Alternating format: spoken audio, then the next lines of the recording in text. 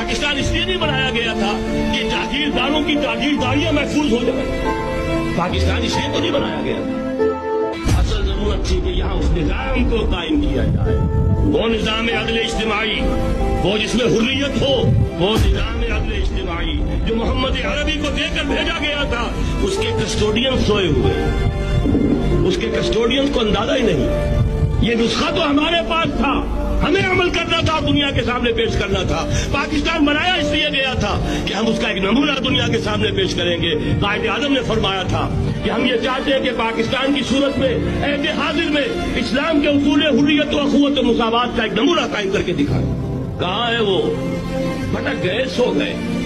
بہرحال اب بھی وقت ہے, جب تک سانس تب تک آس. اگر تم مومن ہوگے کوئی سربلند ہو, ہم تو سربلند نہیں ہیں.